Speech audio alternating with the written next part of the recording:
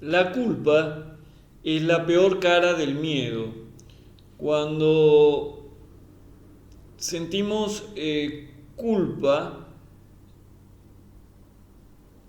lo que se produce es carencia económica, carencia afectiva y carencia sanitaria, carencia de salud. ¿Por qué? Porque ninguna carencia puede sostenerse si no está asociada con la culpa. Entonces, cuando nosotros le echamos la culpa de nuestra salud, por ejemplo, al tiempo, al clima, le echamos la culpa al clima, a algo que sería el clima de nuestro resfrío, estamos resfriados por el clima, ahí le estamos echando la culpa de nuestra salud al clima, o le echamos la culpa de nuestros problemas afectivos a nuestros padres, entonces por lo que nos hicieron nuestros padres, le echamos la culpa a ellos y tenemos problemas afectivos. Y cuando le echamos la culpa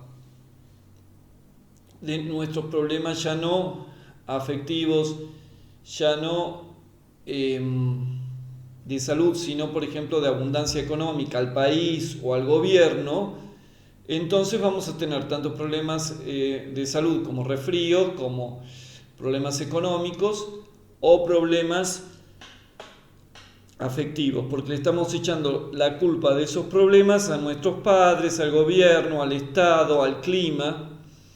¿Y por qué se mantienen todos estos problemas cuando les echamos las culpas a alguien? Porque esos alguien son las partes. Entonces, cuando nosotros le echamos la culpa a una de las partes, tenemos una ceguera espiritual. No estamos viendo que somos unidad. Entonces, al no ver que somos unidad,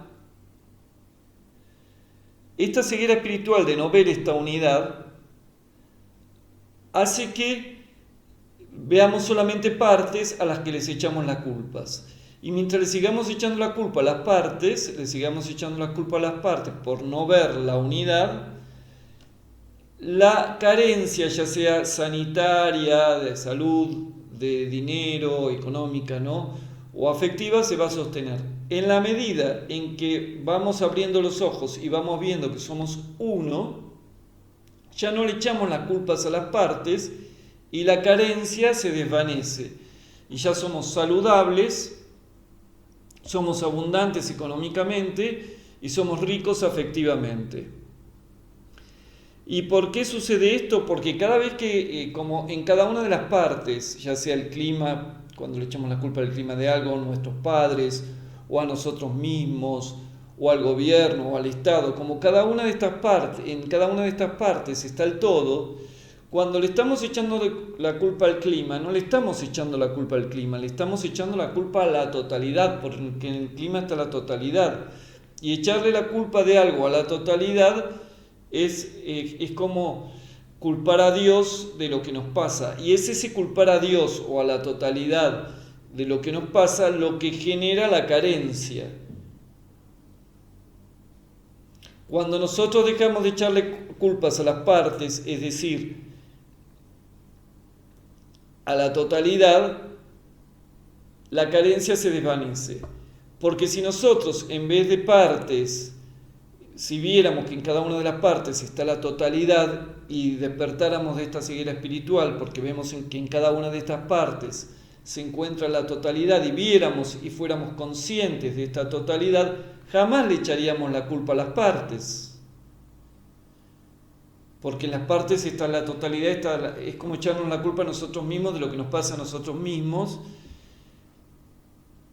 que también sería una ceguera espiritual, creer que una parte que somos nosotros mismos puede ser causante de una carencia que nos sucede.